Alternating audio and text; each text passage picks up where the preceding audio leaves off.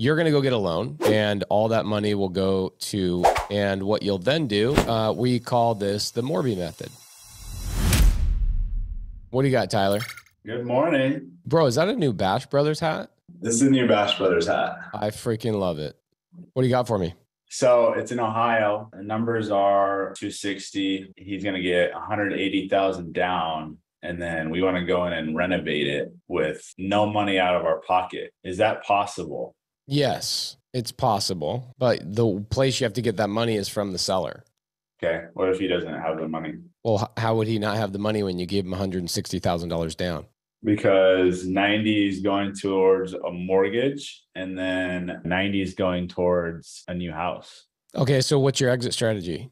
Are you going to hold this? Yeah. The Morby Method, I've got a couple of deals right now where on the Morby Method, the seller is kicking back my construction costs. So not only am I getting the down payment or the transactional money refunded back to me, but he's actually, one of the sellers is giving me more than enough money on top of that for the construction and to pay ourselves up front. This other idea was ran by me. A lender said, why don't you make the purchase price 180? Go get a loan with MyInvestorLoan. Go get money to renovate it. Okay. Then refinance. And after you refinance, then put the second note on there. So you're basically doing, in this situation, you're doing the BRRRR. With a second note placed after you refinance. So you're saying, let's go do the BRRRR, and the seller then we would put him in a second lien position after I've refinanced it on my second loan.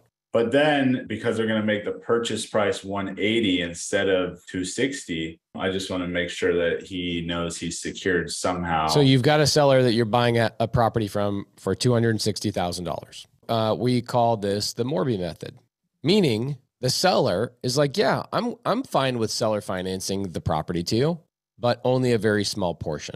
And you're like, okay, well, if I can only get a portion of that seller finance, well, where am I going to get the rest of the money?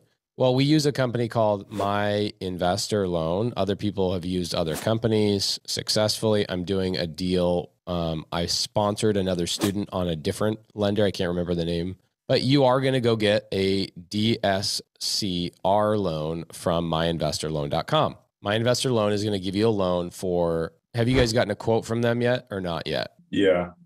For 180? It's like 182. Okay, so they're going to give you $182,000, probably somewhere around 7%. It's at 7%. Yep. Sorry, guys, that's just interest rates have gone up so freaking high. That's where they're at. Everybody's at this number right now. So you're going to go get a loan, $182,000. You're also going to go get a loan for $78,000, right? So you're going to have to go get another loan from a private money lender. So this one is MyInvestorLoan. This one is a private money lender. So you'll get a $78,000 loan. And what you'll then do is you'll give all that money to the title company, and all that money will go to essentially to the seller. Okay, in a normal cash transaction. So normal cash transaction, you would close the first deal or the first leg of the transaction. And then the second leg starts where that seller, instead of receiving that $78,000, that seller says, hey, Tyler, you're such a cool guy. I'm going to refund you guys. And instead of me receiving that $78,000, you get it. And the way I will get my $78,000 is in the future, I will put a note in second position against the house. So essentially, because Tyler went and got this loan and he only borrowed money from a private money lender basically for 1 day, that private money lender gets their money refunded back to them. And in a second lien position, your seller sits there for how long? What's the structure of the second lien position? $250 a month for 15 years and a balloon at the end of that. Okay. Is there interest on that or no interest? No. Okay. No interest. Dope. Kind of levels out that 7% situation here, right? Kind of nice. Okay, no interest on that $78,000. Are you sure that wouldn't have already paid off? Let's do the math on that. 250. Yeah, it wouldn't have paid off, but it's like 30-something thousand, I think. 45,000. 45. So you'll pay him $45,000 over those 15 years at $250 a month. Now, here's what you're suggesting. You're saying, well, Pace, the problem is the house needs a renovation. if the house needs a renovation and you're trying to do the deal with no money out of your pocket, the way that you do this is either one, the seller gives you some of the money through the DSCR money. For those of you that are wondering, well, what's a DSCR loan? A DSCR loan, it's an acronym, and it stands for Debt Service Coverage Ratio. It's a stupid word. Okay, but it is a loan that requires no tax returns, which is nice for those of you that don't pay your taxes. You also don't need any employment, which is nice for you guys that don't have jobs. There are multiple options here. And one of the options is you can actually get an interest-only loan for 12 to 18 months usually. Okay, it's kind of nice. And they're lower. Like this interest rate's like maybe 8%, 9% if you go interest only. So why would you go this route? There's a lot of people in here that are like, I have no idea what we're even talking about. I don't know what the Morby Method is. No idea what you're saying right now. Pace is going to have to backtrack into what the Morby Method is. I will do that, guys. In this situation, okay, your seller, Tyler and Eddie, say, hey, we want to buy this property from you for $260,000. Couple of problems. Problem A, we want to do this with no money. Problem B, seller wants a big down payment. Problem C is the house needs to be renovated.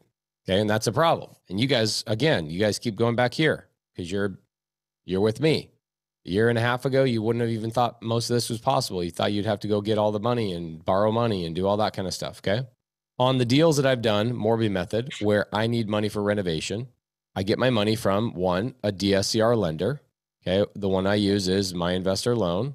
Okay, DSCR loan, again, I told you guys what a DSCR loan is. It's a debt service coverage ratio loan, which means it's not a traditional loan in the sense that they're going to go through your tax returns, your employment history, all the things that you normally have to go through to get a loan. So I would go get usually 70% of my money needed for this deal is going to come from myinvestorloan.com. Then the other portion, the 30%, is I've got to go get private money. So you need temporary money and you need 30% of it. Does everybody understand where the money's coming from on this deal? Can you repeat the question? 100% of the money is coming from someone else. You've got a private money lender and you've got a DSCR loan. So you take this money, you only need this temporarily because MyInvestorLoan will not give you their 70% unless you show you've put skin in the game. Does everybody understand why I have to get 30% from a private money lender? And do you guys understand, even if, let's say that I've got my loan, my purchase price at $260,000 and MyInvestorLoan, okay, they say, we'll give you 182. So you go, oh, I'm smart. You know what I'm going to do? I'm going to change the purchase price from that contract to 182. And then that way I need no money out of my pocket. And the seller is going to just put a second lien position against the property. Okay. That's a problem because MyInvestorLoan will say, wait a minute, I'm not giving you 182,000. They're going to give you a loan based on the purchase price. Okay. So they look at two things. They look at one, what's the total value of the home? And then two, they look at your contract price. You'll never get a DSCR lender to give you 100%. They want to see skin in the game. And so what you do is you bring in that money that they're looking for, and you bring in all that money through a private money lender. I'm sure, Tyler, you've been in here long enough. You probably have a couple $1 million at your disposal, I imagine. Yeah, we got a good amount. If I said, hey, Tyler, you've got a deal of a lifetime on your plate, but it's going to cost you $2 million in private money, do you think you could raise that inside of Subto within 30 days? I could raise that in like 5 days. There you go. Boom. There's some value for you guys. For any of you guys that are sitting here going, wait, how do I go raise private capital? I don't know. Maybe go join a private capital raising mentorship for $25,000 and go ask those losers because we got it right in here. Now we've solved the problem of not having any money. Okay. And we've also solved the problem of the seller wanting a big down payment because what's going to happen is out of your $260,000, okay, the DSCR lender is going to give you $182,000 without tax returns, without a job. Good thing because you have no job. You're homeless. Then you're going to get $78,000 from a private money lender. This money does not go to the seller, it goes to a title company. The title company collects this $260,000. And once everything is clear to close, That $260,000 gets then distributed to who? Any lien holder. Okay. So in this situation, it sounds like Tyler's seller actually has a mortgage on the property of how much? 90 grand? 90 grand. $90,000. Okay. So the lien holders get paid first. So that you distribute the 260, 90 grand goes to that person. Then the second person goes to the seller, I imagine. How much is he getting? He's getting 90. Okay. So the seller's getting also 90 as well. And he's using that money for what? He's buying another house. These things are important for you guys to know why a seller wants the money, is because there's only 3 reasons why you can't get the seller to just give you all the money. Okay. The 3 reasons are: A, you suck at explaining.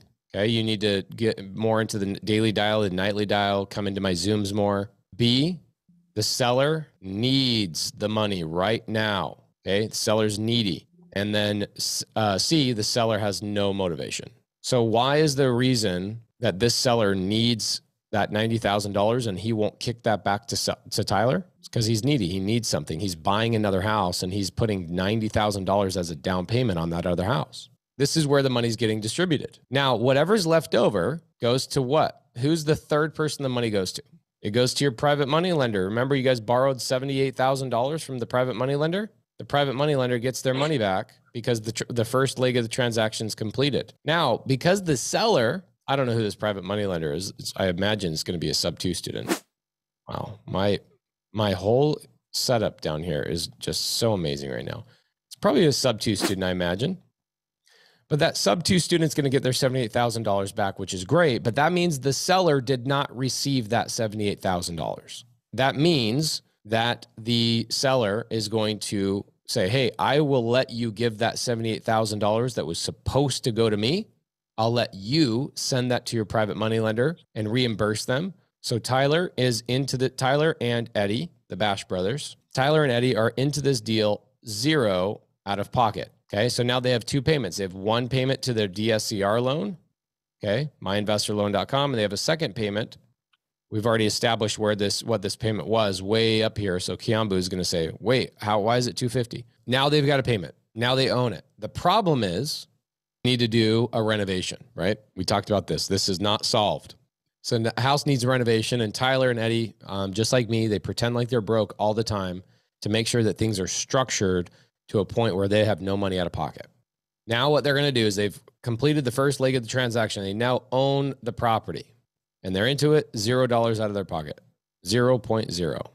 You guys are going to hold this as a rental?